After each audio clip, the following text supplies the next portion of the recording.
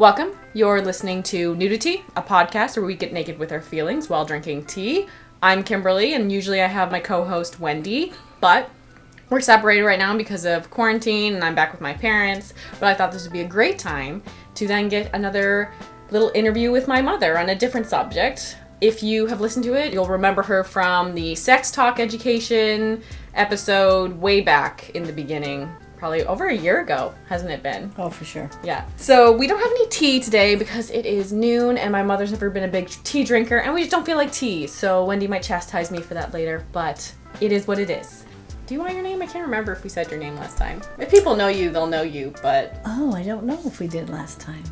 I'm Linda. Okay. Today, we are going to be talking about menopause, which I'm super excited about because I can't say that I just talked about much, and I don't know if that's different for you. I kind of want to get the background on maybe how much you heard it, what you knew before you had it, your experience, and all that stuff. I do have questions we'll go through. Just to start out, since starting your menopause, have you done any research about it yourself to figure out more things, or did you just kind of go through it as it was happening? I didn't research it, just kind of going through it. I would have heard from friends that would have already been experiencing some signs of menopause. Yeah, I really didn't research it. Maybe should have, but didn't. When you were talking with your friends, was it a topic that you guys kind of avoided? Or was it just something that you guys brought up kind of casually and naturally? It would come up if one of them would be particularly having hot flashes. I think that probably is often what causes it to be discussed. And so, yes, she would... Oh dear, having hot flashes, and so that would be a small discussion at that point, but nothing too lengthy. Okay. How do you define menopause? Like, what do you think the definition of menopause is? I guess I would have defined it as that stage when a woman has finished her reproductive years and is now post-reproductive years, really. Yeah, that I think is one way to look at it. I think a lot of people look at it as a kind of that timeline where women are no longer reproductive, and that's definitely a definition. I looked for other definitions, and the other one that I found was the start of menopause is defined as when a woman has not had a menstrual period for 1 year, which is the same thing, but it's choosing to look at it not just we're here for reproductive reasons. True. I think we do define ourselves a lot by that, so I think it's interesting. And that would have been how my doctor would have defined it, as you did there, Kim. As we were going through some of the aspects of my menopause, premenopause, that would have been what he said was the definer. Yeah. I understand why people also define it as because we're very tied with our biological clock. Right. A little bit on when can we have babies and all that stuff. But I think it's kind of good to step back and be like, some people don't choose to have children at all, and so they're never thinking about that. But no, I'm not going to get too much into that. When do you think on average menopause occurs? What age? I would have typically thought could it be something women 50 years and older would experience. About a broad range, I think, of ages. Mm-hmm. The age that they say median age is 51, but it is anywhere from your 40s to your late 50s for sure. And would that be the onset of menopause? No, we're just about to get to that. Okay. So yeah, people kind of think menopause is this instant, like one day you're just having hot flashes and you don't have your period anymore. But there is this stage called perimenopause that is actually the start of that kind of menopause like transition. So your period will become a little less regular. You're probably going to actually be experiencing those hot flashes, and people think like, oh, I'm having menopause right now. But that is your perimenopause. You're only defined as having menopause once you've had at least 12 months without a period. Right. And that can start as early as 30 to 40 years. Mm-hmm. So you could be experiencing it at like 32. Because there is early onset menopause for sure. And I think that's what my mom would have experienced. Of course, my mom has been dead many years. She died when she was 50, so I wouldn't have had her to talk to as I approached that time. But I do remember her in her mid-30s, I would think, saying that she was taking hormone supplements because she was starting into menopause a bit early, and I didn't hear her talk at that point about anything else than just that. She didn't talk about the symptoms she was feeling or anything. Do you think that's a generational thing where it's even less talked about? And women are really good at hiding, I think, their pain and their struggle a lot from... I'm not sure why Mom would have even brought that up. I'm not sure of the setting of that discussion, how that would have happened. But if people had listened to our previous podcast, they would have known that menstruation was not something that my mom's generation talked about. So that I wouldn't think that Mom would have probably been too quick to talk about it. And I think, and maybe you think as well, I think menopause is even less talked about than menstruation and your period. I think you're only talking about menopause because you're having a lack of a period, and that's what you would be talking about before. Okay. Yes. Do you think this was maybe your mom's way of kind of talking to you about it without actually talking to you about it? Or you think it was just one of those slip-ups where she's like, oh, I'm having a hot flash, or I'm going through menopause, or I'm taking these hormones, or maybe you asked, like, what are you taking? And maybe I did, you know what? I cannot recall at all what that was about and why that was talked about.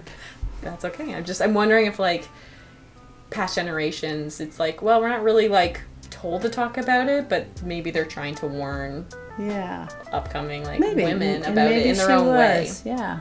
But it's interesting. Perimenopause happens anytime between your 30s or your 40s, and it's the decline of your levels of estrogen and progesterone, and that's why your periods become a little bit irregular, and they can continue to become irregular until your menstruation just ceases entirely. And perimenopause can last up to an average of 4 to 8 years, not 48 years. Whoa. And there's other things that can get menopause going a lot quicker, and that's obviously if your ovaries are removed, that's the time where you're starting menopause right away, because once if you take away the ovaries, which are producing the levels of estrogen and progesterone, you're obviously going to go into menopause. We are actually producing estrogen and progesterone and from other areas of our body. So we don't solely need those because men are also producing those, but on smaller levels. No idea what menopause is? Okay. And I wouldn't have tried to wonder, why do men have levels? Because where does their low levels come from? Because they obviously don't have ovaries. Yeah. I think I read it's the adrenal gland, but I could be wrong. Oh, yeah. But it's just a different There's another gland that does that. Well, there we are. And I hadn't given thought to that to ask the question. Because it's when we're growing in the uterus, we're all women, I think, at one point. And then just something gets switched off. So they are still producing estrogen. Happen? It's just smaller amounts. So, yes. Other ways that we can get menopause earlier is chemotherapy or health conditions can lead to an early onset menopause. Not always, but it can, for sure. When do you remember first hearing and learning about menopause? If you can. Wow. Perhaps that my mom did say. I would have started questioning, wow, that seems early, or because I obviously had heard the word and what that meant.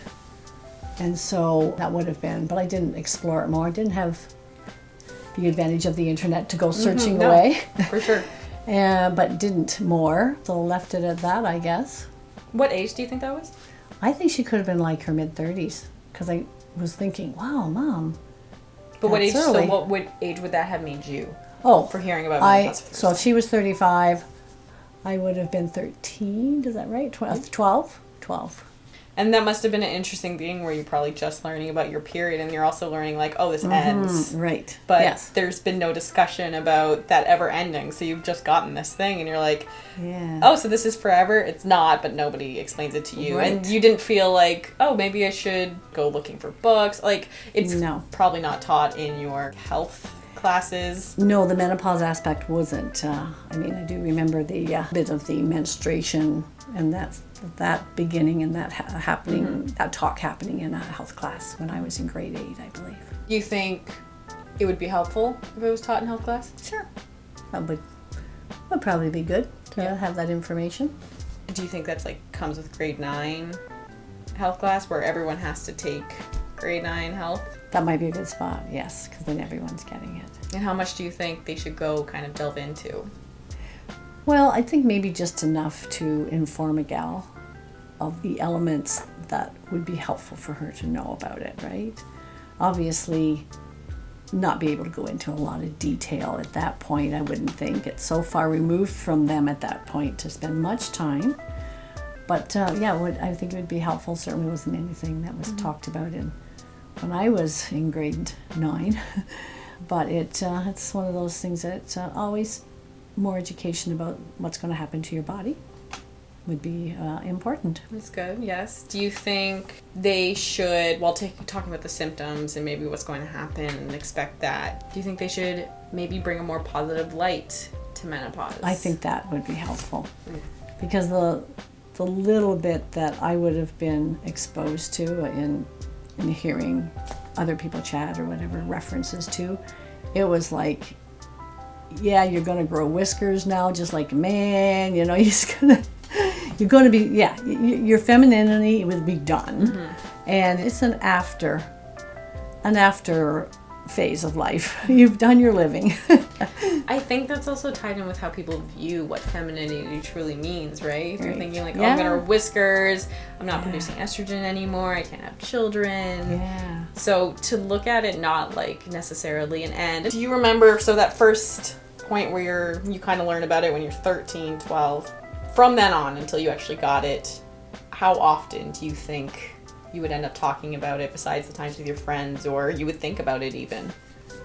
I remember one time my husband was mentioning about a family. Their son is married to his sister, and how he was born quite late in life, in his mom's life.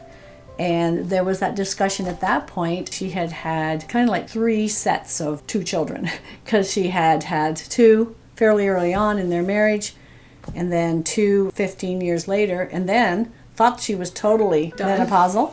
And like she was like 52, I believe, when this gentleman was born, and he even had a younger brother that then she did them in 2, so they'd have a playing companion, I guess.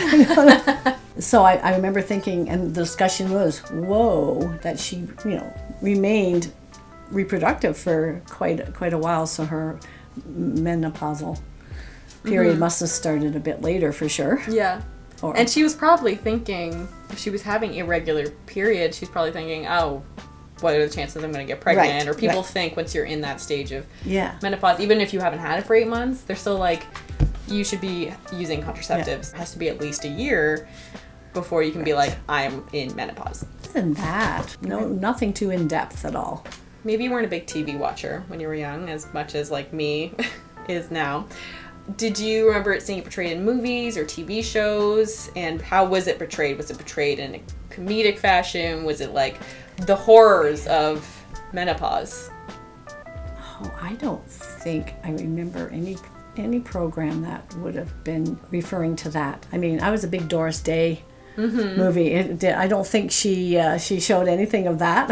She didn't get to that point, I don't think. Do you think you rewatch some of her movies? You want to see if like her characters are, but she did usually play like younger, like did. Late 20s, 30-year-olds. Yeah. So. No, she did do something, had a TV series run later in life, but no, I still don't think she was menopausal. I think she had a couple children in that, so.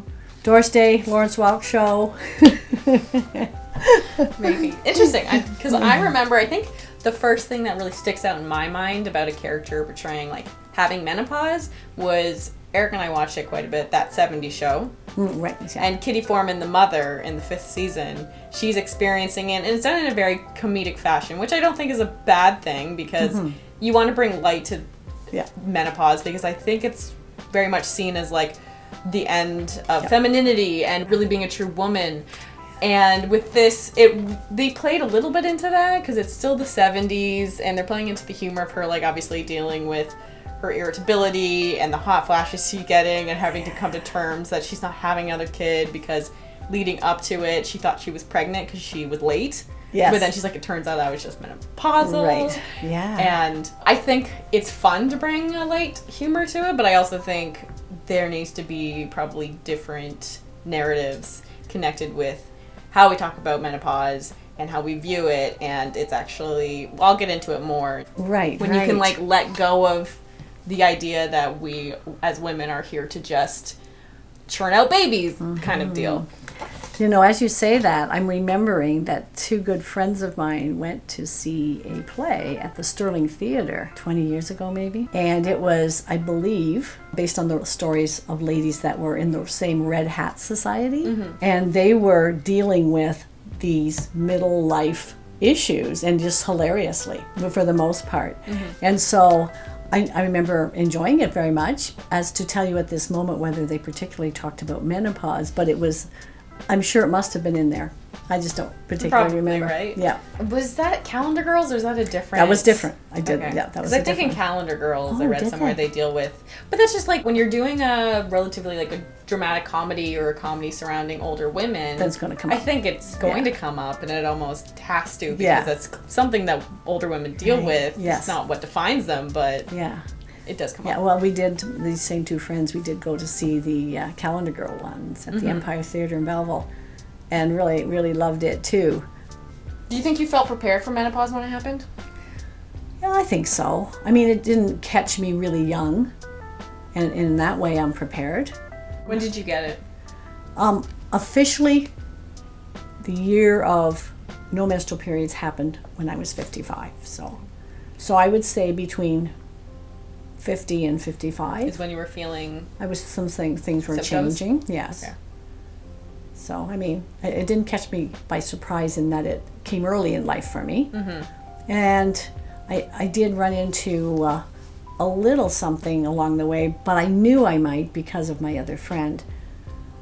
I can't remember whether it was like 2 years, so maybe when I was 53, I started not just irregular periods, but menstruating super, super heavily, in that I would be soaking my pads in bed, you know, and then soaking the sheet. So I was definitely concerned, but not as concerned as I would be had my dear friend not already told me that she had. I knew when she had been experiencing this, she was mentioning that what she had gone through, and it just meant some medication to kind of help stop that. Stem the hemorrhaging. I remember you going through this. yeah. I do, and you're just like, it's like I'm hemorrhaging, and Yeah. you're kind of worried. And it stopped for a bit, and then it happened again. Right, and so I did end up having, my doctor was great, my family doctor, and so he scheduled me for an outpatient clinic where I did have, he said about 6 to 8 samples by scraping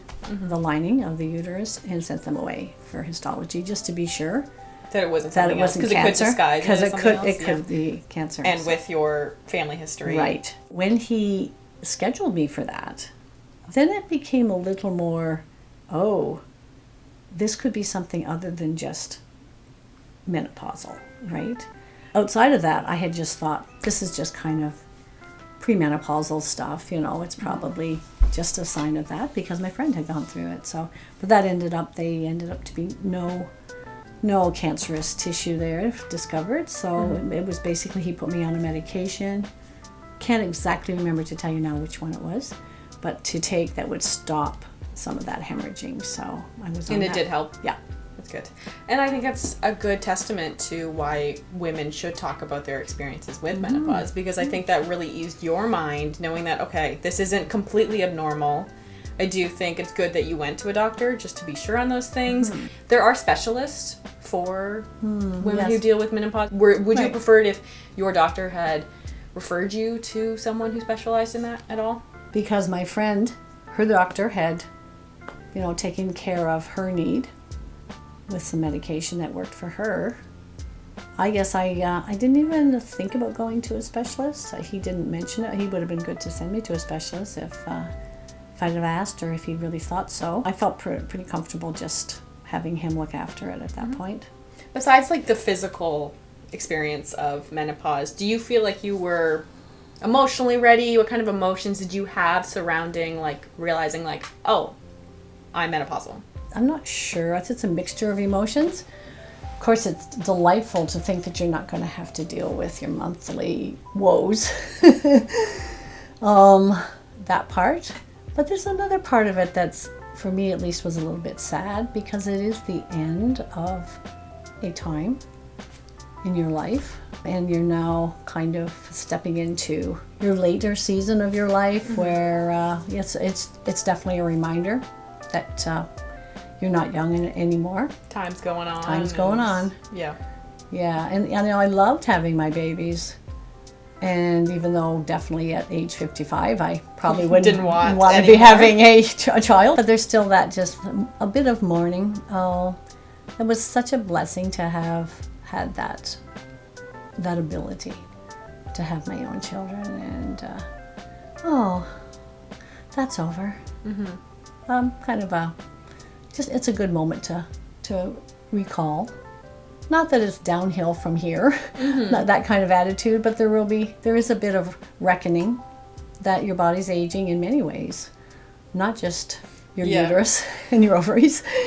And so, this is just one of those things, So there are many different symptoms menopausal women or perimenopausal women can experience. I'm just going to go through the list. And I just want you to tell me which ones you did, and if I get to the end of the list and there's some that I didn't cover, you just let me know which ones or what you experienced during it. So, hot flashes. 75% of women have said to experience hot flashes. How often do you think you experienced it? Not as bad as some women I know. Depends. A couple times a day on a bad day kind of thing. During the summer more often? Do you find? Yeah, I guess maybe you appreciate it more during the winter. Saves on heating costs, that's for sure. Yeah, you don't have to bundle up as warmly going out in the snow. I know that, because sometimes if people are experiencing hot flashes, did your doctor tell you about any ways to maybe not bring that on? Because it's avoid spicy food, which you do not eat. You also are, I think, decreasing your caffeine intake, which has never been a thing. You're supposed to. Did you change up the clothing you wore? 'Cause I think it's breathable linens. I wouldn't necessarily have done that, so Just they say avoid hot temperatures or rooms and stuff like that. Yeah. But you didn't end up having to change anything? I don't think so. If it had been worse, would you have gone in and been like, hey, can you help this? Probably. Do you think that's what your mom was maybe going in for? Maybe. Yeah, and we didn't really talk about what made her see the doctor about that, and no, could have been. Night sweats. Yes. Yeah, those are just hot flashes that happen at night. That's right. So definitely. Did you find you experienced more night sweats than Okay. Yes, more night sweats than day sweats. Do you think it's because Dad just is a body heater and no, I think just emanated the heat onto you? I think so. I just think it's just your hot flash cycle. That was my cycle, I think. Yeah. I did want to point out that hot flashes on average last anywhere from 6 months to 2 years, but they can last up to 10 years. Have you stopped experiencing hot flashes, or do you still get them every once in a while? I will still get them every once in a while related to sleep. I will, the nighttime ones. During the day, no. But still, I think, that's still getting night sweats? What? Because that would have been, you said 55 is when you, so it's been I'm 62. 6 years? That's 7 years now. 7 years, okay. So this could happen for longer, but as long as it's a decreased time. That's for sure. Difficulty sleeping? No. Which some people claim because they're sweating and their mood changes and the anxiety that they sometimes have surrounding menopause has caused them to have terrible sleep. No, I had good sleeps, I'm sure. Did you experience, from your knowledge, sometimes as women we don't always catch when maybe we're becoming more irritable or having these kind of swings of moods? Do you remember it happening a lot? I don't. And so I'm probably asked my family, I guess. I don't recall necessarily. I'm trying to think back. I don't remember anything it didn't feel out of the norm. Right. Spilt milk was still spilt milk, right? Yeah. Did you experience anxiety surrounding menopause? You're just this is it. Yeah, I think so. I think that's exactly. Yep. Vaginal dryness. Yeah. Yeah. Did you find that's so been much decreasing since late 30s? Or do you think it really... I think it was more hooked to premenopausal, starting more so then, and definitely now menopausal. Yeah. Yeah. Okay. Reduced libido. I think so. Yeah. Yes, I do. Do you think that goes in combination with the vaginal dryness and how probably it makes sex uncomfortable? I think possibly, quite possibly, yeah. And it's just... Do you just not in the mood as much anymore? And I think also reduced libido sometimes comes with just aging a little bit. Yeah, You're I'm a little older, maybe tired. That kind of thing. I think so. I think both that. With aging, The libido was probably just kind of waning a bit. But yeah, I was thinking, yeah, this could, it's probably going to be a little painful or uncomfortable, and it kind of, the anticipation. So you don't get in the mood for it, Yeah. because you're like, it's going to be uncomfortable. Yeah. Have you purchased lubricant in Yes. response to that? Okay. Yes. Yeah, we have. Okay. And you find you just have to use that every time? Or Not always. Okay. Yeah. Found I'm a little more ready Yeah. for it, then I'm not as dry. Don't be afraid to just throw on that lubricant. If it's uncomfortable, throw on more. That's all I'm saying. Okay, cool. I think because it's messy and miserable that you Yeah. tend not to, right? True.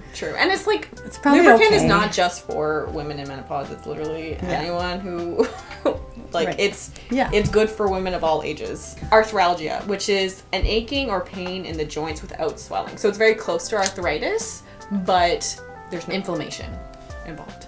I would say that's more likely part of my genetics because it's been there for most of my life, most of my adult life. Just there's certain joints that are just my pelvic joints, my low back area, like, oh yeah, my neck. Yeah, I'm a bit of a mess when it comes to those joints and my skeleton. Something I know to look forward to. I always have. Can't So wait. I wouldn't have said that was more so. I don't think You didn't like it's not register connected. like a big I don't think increase. so. Okay. Do you ever get crawling or itching sensations under your skin? No. Memory or concentration issues? Quite possibly. And then I'm also going to ask, because I have a point between the two, these weight gain. I think once I hit 35, I felt my metabolism changing so that weight gain became more possible. I've never been somebody that it's been a huge problem for, but so I wouldn't connect it necessarily with being more so. It doesn't keep me from eating my bowls of cereal. My bowls of cereal, yes, but my bowls of ice cream. True. And the memory concentration issues. I think so. Because there is talk about during the time of perimenopause and your menopausal time, your memory is just not what it is. And it actually shows once you put distance and time between when you first were identified as being menopausal. Yeah. Your memory kind of and concentration comes back a bit. Oh, wow. You haven't found that though yet? Whoa. Too bad I hadn't been kind of looking for that if I'd have known, eh? And I want to say, it's hard with some of these symptoms because they are a definition of aging. The Yes, weight gain, that's every absolutely. decade, I think it's a rule of thumb for nutrition, your metabolism slows and it's that much harder to work out and burn the calories and stuff like that. So, and with memory and concentration, obviously we're getting older, things are harder to recall, but I think they're able to identify these as symptoms around menopause because it's a stark difference. How do you think menopause differs in women of color? I would not have thought necessarily it did, but obviously it does. Yeah, just a guess. You could say black women. Do you think they experience, at what age do you think they experience menopause on average? What age? I'll say younger. About 2 years younger. So it's black women and Latina women reach menopause at, it's 49 average years of age. Yeah. So I would be interested to know when those gals begin to menstruate. Is it also earlier so that their reproductive years are about the same, just a bit of a shift? possibly I'll give you a reason a little bit later. I'm going to go through a few more how it differs. Okay. But the black women spend more time in menopause transition than white women do on average. More black and Latina women report experiencing hot flashes and night sweats than white women do, and often experience them for a longer duration. White women on average 6.5 years. You're above the average there, Mom. Latinas 8.9 years, black women 10 years. That's their average. And indigenous women may experience the worst perimenopausal hot flashes of all. And that's research out of University of Washington. I didn't go looking for that article, but that's what this other article said. And then Latina women experience more vaginal dryness than other women. So I then went in this article and I went digging a little bit. What were the reasons for this? And one of the articles says allostatic load, which refers to the wear and tear on the body that comes from accumulation of chronic stress. i.e., so like women of color trying to cope in a society where systematic racism is prevalent. So black women at all socioeconomic levels at the highest allostatic load scores compared with other people of the same age were like they were experiencing the highest. So and it didn't matter if that woman was of a wealthy family or a poor one. It was just higher than any other women in that study. So, and then there's also, with regards to that, at least one study suggested that psychosocial stress was predicative of an even earlier median age of menopause in African Americans. Although allostatic load is certainly not the only factor in when women reach menopause or how long the transition period lasts, it is just one of the kind of identifiers they've maybe been able to tag to it. Because menopause is a sign of obviously an aging body, and I think if you're having to wear stress and the wear and tear on your body could correlate with a higher or an earlier median age. Because something I have heard as we talk about this came to mind, that when that baby girl is born, she already has X number of ovums in her ovaries that will predict how long her reproductive years will be, how many cycles she will have, how many eggs she will be able to drop. And so I would have thought that was more the determining factor. And maybe it still is to a degree, but you throw in these other things and then that changes. I think when you experience perimenopause and menopause, yes, there's a lot of factors. I think it's more environmental than genetic. I'm going to say several factors that have reported to affect the timing of menopause have included educational level, occupation, marital status, age at first menstruation, so you definitely touched upon that, oral contraceptive use, and smoking have all been kind of indicative of when you're going to have your menopause. And then a few studies did suggest that physical activity and diet influence the age at which natural menopause occurs, and then genetics obviously have a role in when you experience menopause. I guess I have heard, which goes along with it, if I've heard of a woman that would have gone through a trauma in her life and that she seemed relatively young and it said she immediately started menopause. That was it for her. So I guess, yes, it certainly can be affected by stress and grief and... Because if we're saying that chemotherapy can have early onset because it's killing some of our cells, and so therefore they could instigate menopause earlier. Yeah. So it's just, I thought it was interesting. I always have the white woman perspective, but to remember that how does it affect other people? And I want to say that was actually a study from the US. It was called the Study of Women's Health Across the Nation. It's called SWAN. And it's been happening, I think, since anywhere from like 1994, I think it started. And it's just been a quantitative, like, getting women's information and like feedback on like how they've experienced not only menopause, they look at other things. But yes, those were women in the US, so Western culture. Do you want to hear about differences in women in other countries? Sure.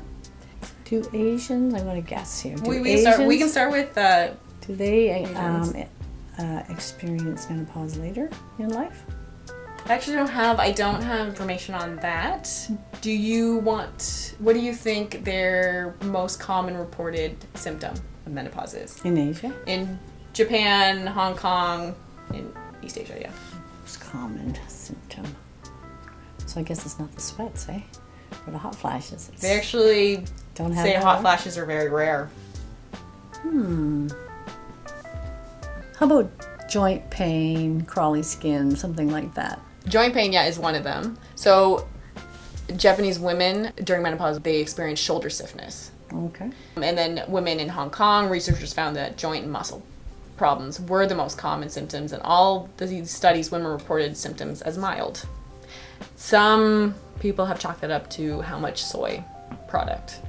And so soy has a lot of estrogen, and so the idea is maybe their symptoms are less because they're still exposing themselves to a lot of estrogen. I'm not really sure how that makes sense, how much sway that has over your symptoms, but their diets are different than ours, and in that manner that could be one of the reasons. There was also the most common problem in Asia So Asia is a very large continent where we're insomnia and irritability. So Okay. 51% of people Insomnia. reported that. So, and then among Asian women in the perimenopausal period, there is less interest in sex and withdrawn satisfaction from sex. Women experience discomfort during intercourse, sometimes pain, which has negative impact according to respondents on the relationship with their partner, quality of life, and reduction of femininity. Most Asian women do not discuss their problems of a biological nature with their partners, and only 12% of women share their experiences with other women. Asian women living in the United States assess the menopausal period less positively than their fellow citizens remaining in Asia.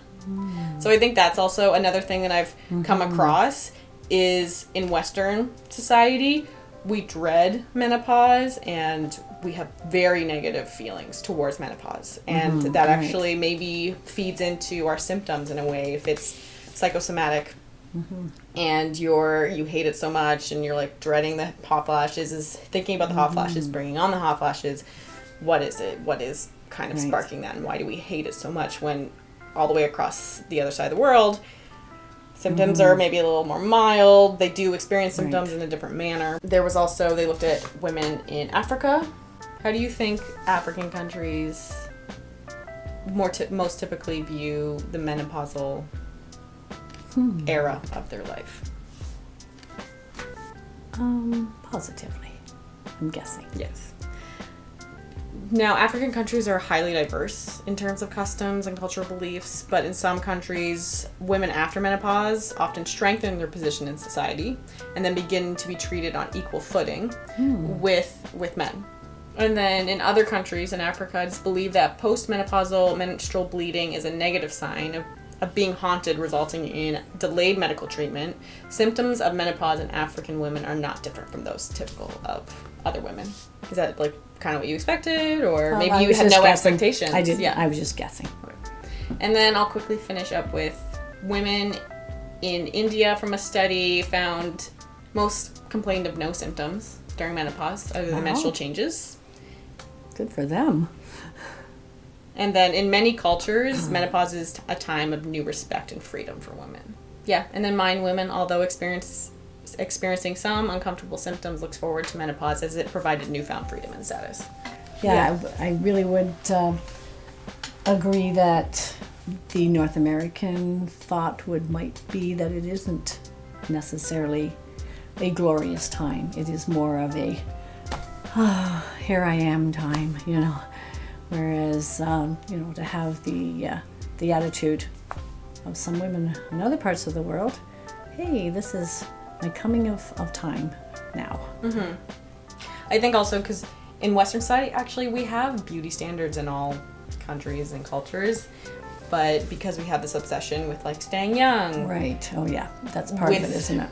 With menopause kind of comes that, that reminder. You talked about it earlier of, oh, I'm getting older. Yeah. I'm in like my like second to last stage of life or whatever you want to call it. And so we maybe don't talk about it because we want to choose to hide that so that we can kind of remain desirable in a way. But I think some women look at it, when you look at it in a positive light, this idea that we don't have to be desirable, like who are we being desirable for?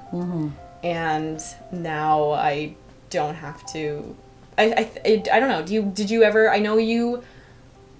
The emotional side, you talked about like you loved having your 6 kids and you love that moment, and to think like that's one of my stages that's over with. But was there at all this sense of maybe a little bit of freedom, or that didn't really? I don't think that did come into play much. Yeah. Because I mean, like your life hasn't drastically changed since menopause, so you were pretty happy probably with your life before. But right, yeah. I was. Yeah. Felt very fulfilled. I just wanted to close out with some fun menopause history facts. Okay. So you were talking about how, the women, they're going to lose their femininity, they're going to grow whiskers. So this is way back, like in the 1700s, earlier. Classical medicine actually defined women as deformed males. Just women in general. This isn't... And so who came closer to the male ideal after their menopause transformation. Wow.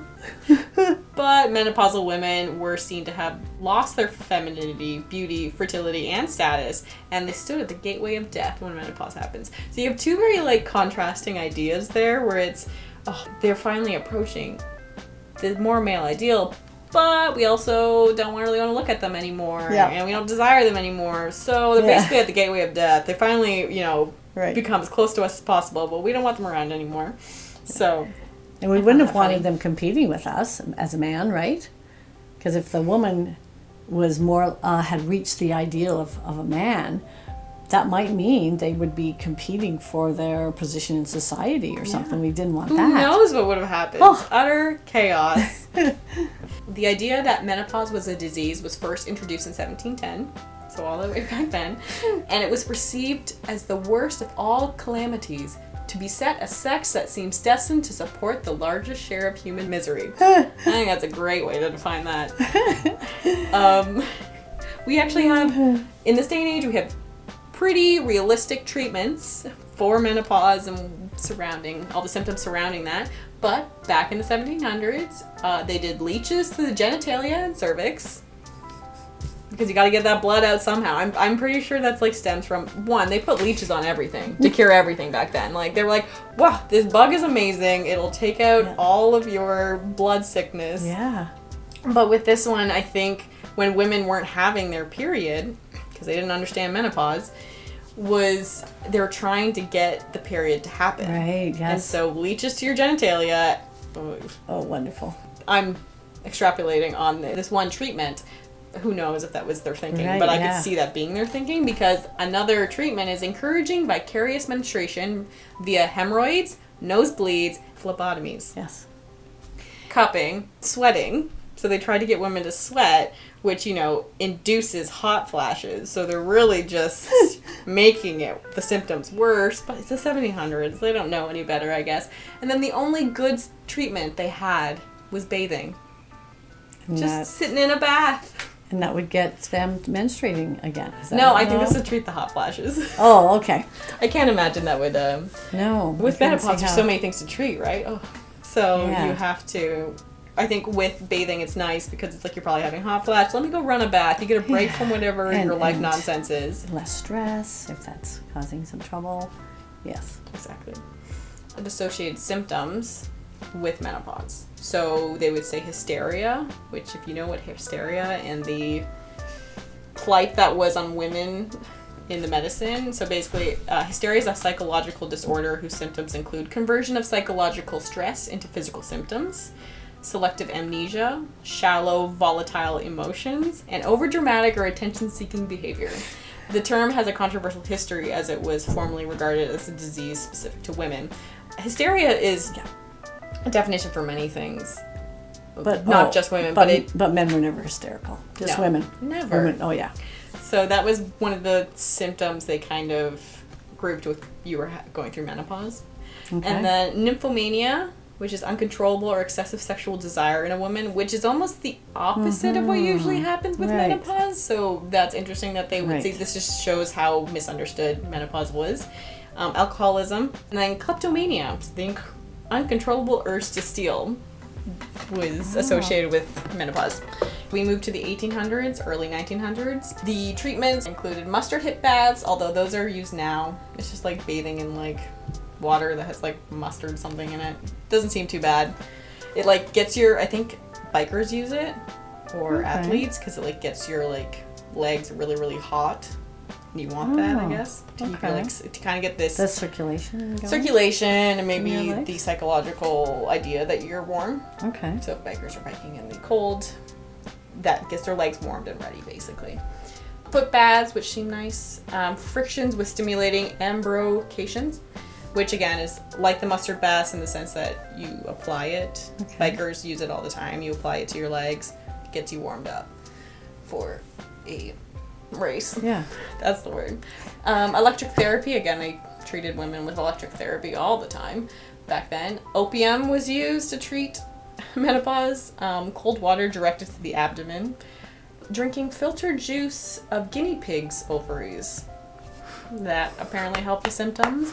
You had vaginal plug and then ice injections on its removal. Arsenic, because let's just kill the woman while we're at it. They used to do thyroid gland extract, which actually extracting that, because our thyroid obviously secretes a couple hormones that are super vital to like controlling our body. So with extracting that, you get weight gain, changes in your menstrual period, tiredness, feeling cold all the time or sensitivity to cold, constipation, dry skin, puffy face, hair loss or thinning hair, hoarse voice, memory problems, feeling depressed, joint and muscle pain and or stiffness, muscle weakness, slow heart rate. Like half of those are symptoms of menopause, but for some reason they were treating it by extracting it. Wow. Golf was a treatment, and then orgasm. I'm all for that one. You might as well just like treat that with anything. But yeah, so those are my fun treatments. Yeah, those are my fun menopause facts to close this out. I don't know what you think about those, but those were interesting. I'm glad we live when we do. Thank you for listening to this episode of Nudity. If you want to read any of the studies I was talking about during this episode, I'll link them in the description of the episode. Thank you so much for coming and talking to me, my dear, dear mother. You're welcome, my dear daughter. Yeah, she was avoiding this for like a week. Not really on purpose. She's just a very busy woman. So she was a little scared of what I asked her, but I think afterwards she was like, you know what? It wasn't as bad. I don't know what she thought I was going to ask her, honestly. But no, it was a fun chat. I learned a lot having to research for this episode. And so I have learned things, which is good. It's good, and maybe you want to do more research as well. Maybe you'll talk to your friends more like openly about it, and your daughters, and like talk to your oldest. Talk to like I don't know. Yeah, just talk about these things more. Like that little story that you talked to me afterwards. Like didn't know that about you. Yeah, that's super interesting to me. Like talk about these things. I'm good with it, and it's just, it's good to hear other stories so that if it does happen to me or happen to other people, it's more normalized. Right. You don't feel because that's important. Because I think with women, there's a lot of mystery surrounding us. And if something's like a little bit weird, like women have issue with like, how does our vaginas look? Like what's normal? There is no normal, but we don't know there's not a normal until like people say like, this is what's up with my weird looking vulva. Like, but it's not weird. It's just what we kind of have been told is weird. Right. So if you want to listen to other episodes, you want to listen to the one with my mother before, it's way back in the beginning, probably like the 5th episode or something. You can find us anywhere you listen to your podcast. You can also find us on YouTube. Wendy does the editing for that at Nudity Podcast. We're also on Instagram if you want to follow us there. Thank you for listening. Bye.